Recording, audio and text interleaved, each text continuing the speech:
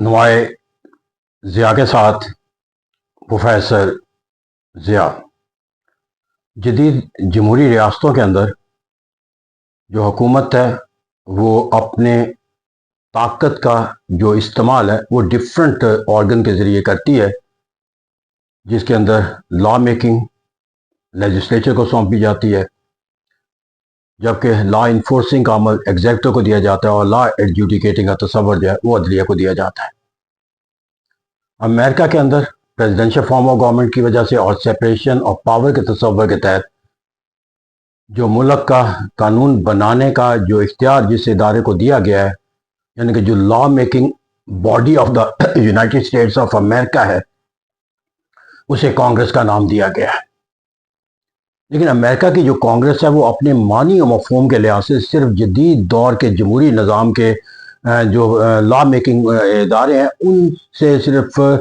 हम आहंगी नहीं रखती, बल्कि उसको कई पहलुओं के लिहाज से उस पर बालादस्ती भी हासिल है।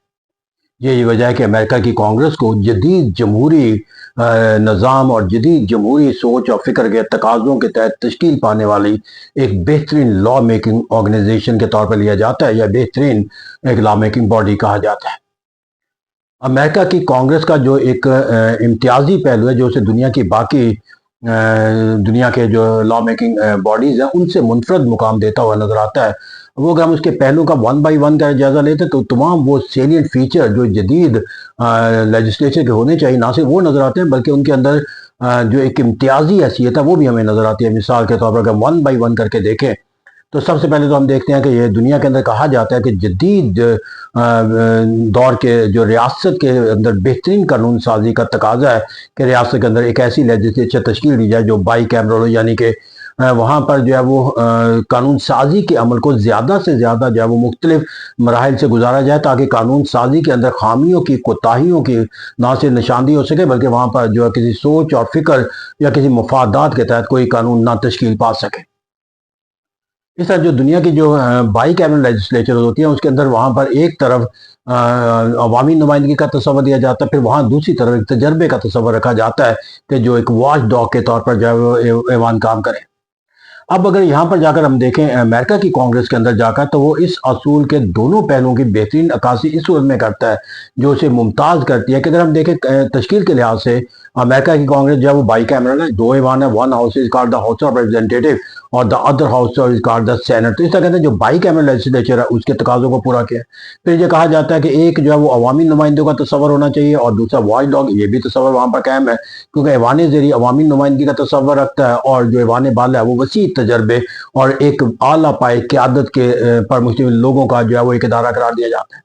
अब उसका जो मैंने कहा कि ये अवामी नुमाइंदगी का बेहतरीन इदारा जो उसे मुनफरद बनाता है दुनिया के बाकी लेजिस्लेचर से, वो ये कि इसका टर्नओवर जो है वो दुनिया की बाकी ममालिक की जो लेजिस्लेचर के लोअर हाउसेज हैं उनसे कम रखा गया है कि यहाँ का टर्नओवर जो है वो सिर्फ 2 साल है, जबकि दुनिया के अंदर बिलअमूम 4 साल और 5 साल रखा जाता है। और ये कम से कम टर्नओवर के अंदर पॉलिटिकल साइंस के तालिब इल्म के तौर पर जो आर्गूमेंट्स दिए जाते रहे हैं वो ये है कि अवाम का अपने नुमाइंदों के ज़रिए अपनी सोच और फिक्र के साथ ना सिर्फ मुंसलिक रहना ज़रूरी है, बल्कि नुमाइंदों के लिए ये नागुज़ीर होना चाहिए कि वो अपनी सोच और फिक्र और अपने किरदार और अपने अमल के लिहाज से हर वक्त जो है वो लोगों के सामने जवाबदेह तस्वर करते होते। कहते हैं 2 साल का जो टर्नओवर है इसके अंदर कोई अवाम जो है वो अपने नुमाइंदे से दूर नहीं होते, कोई नुमाइंदा जो है वो अपने आप को किसी भी लम्हे अपनी जवाबदेही के तस्वर से बालातर नहीं करता, क्योंकि ये टर्नओवर ऑफ जो शॉर्ट है इसके उसके अंदर उन्हें हर लम्हे जो आइंदा अवामी वोट की जो है वो ज़रूरत का एहसास रहता है। इस तरह एक अवाम और उनके नुमाइंदों का जो बाहमी तल्लक है और अवाम की जो सोच और फिक्र की तब्दीली का जो मज़र है वो ऐवान ज़ेरी को करार दिया जाता है। यहाँ पर इसकी एक और खूबसूरती का पहलू कि जो दुनिया की लेजिस्लेचर से हमें नज़र नहीं आता कि अमेरिकन प्रेसिडेंट का जो इलेक्शन है वो 4 साल का होता है। इसे मिड टर्म का नाम दे दिया जाता है कि अगर अमेरिकन प्रेसिडेंट भी अपनी सोच और फिक्र और अपनी पॉलिसियों से मुतल्लिक़ कोई जायज़ा लेना चाहता है तो उसके दरमियान में एक इलेक्शन मिल जाता है और उस इलेक्शन के अंदर जो है उसकी सोच और फिक्र की जो पजीराई है या उसकी जो इख्तलाफ है वो वाज़ेह अय्यां हो जाता है नताइज के लिहाज से कि यहाँ पर ऐसा कहते हैं कि यहाँ पर एक प्रेसिडेंट को भी एक, जबकि दुनिया के जो बाकी ममालिक के अंदर ऐवान ज़ेरी है वो बिलअमूम अपना टेन्योर पूरा करता है या उसे ख़त्म कर दिया जाता है एग्जेक्टिव के इख्तियारात के तहत। तो यहाँ पर जो है वो एक मिड टर्म इलेक्शन का जो तस्वर है वही प्रेसिडेंट को ऐवान ज़ेरी को जो है वो ख़त्म भी नहीं किया जा सकता। اب یہاں پر جا کر جو ایک دوسرا تصور ہے بائک احمد کے لحاظ سے وہ سینٹ کا تصور، اور یہ بھی اس سے بالا تر تصور ہے، وہ اس لحاظ سے کہ امریکہ کا سینٹ جو ہے وہ اپنے کانسٹیچوئنسی کے لحاظ سے دنیا کے باقی ملکوں سے مختلف ہے۔ ایک تو یہ ہے کہ وہ برطانیہ کی طرح ہیریڈیٹی نہیں ہے، یا وہ دنیا کے اندر جو بالعموم ایوان بالا بنائے جاتے ہیں مختلف گروہوں کی نمائندگی والا یا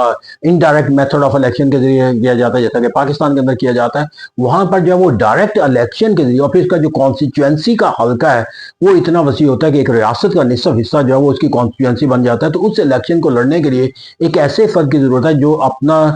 وجود رکھتا ہو اتنے بڑے حلقے کے اندر، اور اتنے بڑے حلقے کے لوگوں کے اندر اس کی شناسائی ہو، تو ایک ہیوی ویٹ کینڈیڈیٹ جو ہوتا ہے وہی اس الیکشن کا امیدوار بن سکتا ہے۔ اور یہی وجہ کہا جاتا ہے کہ جو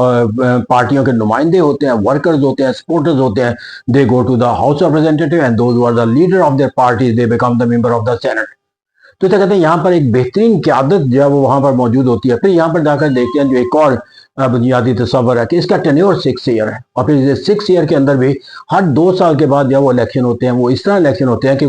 6 سال کے اندر اگرچہ ہر سینیٹر اپنی مدت کو پورا کرتا ہے، پھر وہاں پر جا کر اسے after every 2 years 1/3 of the senate representative جو ہے وہ اپنی 6 سالہ مدت کو پوری کرنے کے بعد جو ہے وہ ریٹائر ہو جاتے ہیں، اور پھر اس کی جگہ پر نئے الیکشن۔ اس طرح ہر 2 سال کے بعد جو ہے وہ سینٹ کے اندر بھی ایک نئی سوچ اور فکر جو ہے وہ داخل ہوتی رہتی ہے۔ تو اس طرح کہتے ہیں یہاں پر ایک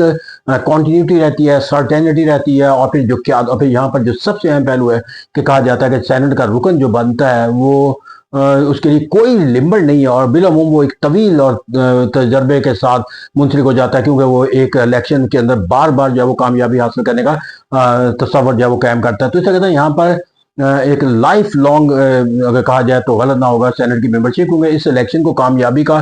جو دائرہ کار ہے وہ اتنا وسیع ہے کہ اس سے محروم ہونا جو ہے وہ کسی لیڈر کے لیے ایک المیت سے کم نہیں ہے۔ تو اسے وہ اپنی تمام جبلت، تمام طاقتیں جو ہے وہ اپنی کانسٹیچوئنسی کے اندر جو ہے وہ اپنی مقبولیت کو قائم رکھنے کے لیے، تو بالعموم یہی ہوتا ہے کہ جو سینیٹر جس ریاست سے منتخب ہوتا ہے وہ اسی ریاست کا دوبارہ بھی ہوتا ہے۔ یہ ہمیں کنٹینیوٹی نظر آتی ہے ان کی نمائندگی کے اندر۔ اس طرح ہم یہاں پر جا کر جو ایک اور اہم تصور جو ہمیں سینٹ کے اندر جو نظر آتا ہے وہ عوامی نمائندگی کا ہے، پھر اس کے اندر تجربہ بھی ہمیں نظر آ جاتا ہے، اور پھر یہاں پر جا کر جو ایک اہم جو اس کی کمپوزیشن کا جو حصہ ہے کہ وہ بالعموم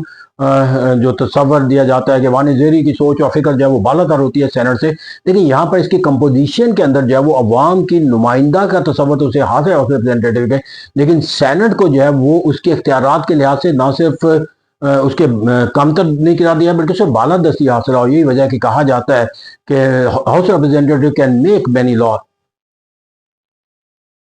but it cannot make any law without the approval of the Senate. But the Senate can do many things which cannot be exercised by the House of Representatives۔ تو اسے کہتے ہیں یہاں پر جا کر جو طاقت کا توازن ہے اپر ہاؤس کے اندر جا کر یہ بھی دنیا کے اندر اسے ایک منفرد مقام دیتا ہوا نظر آتا ہے، اور یہی وجہ کہ جو قانون سازی کا جو اہم قانون سازی کا تقاضے ہوتے ہیں یا جو وضع کیے جاتے ہیں وہ سینٹ سے ہی اوریجنیٹ ہوتے ہوئے نظر آتے ہیں، کیونکہ عوام کی نمائندہ جو تصور ہے ان کی رائے کا تصور جو ہے وہ ضرور دیتے ہیں، لیکن بہترین قانون سازی کا تصور جو ہے وہ ہمیں سینٹ سے نظر آتا ہے۔ تو کہتے ہیں یہاں پر جا کر جو اس کی کمپوزیشن ہم نے دیکھی، یہ اصولوں کی بنیاد پہ سے کہا جاتا ہے کہ یہ ایک منفرد درجہ رکھتا ہے۔ پھر یہاں پر جا کر ہمیں ایک اور پہلو سے دیکھنا ہے کہ ہم نے کہا کہ 2 سال کا ٹینیور ہے ہاؤس ریپرزینٹیٹیو کا، پھر یہاں پر جو نمائندے ہیں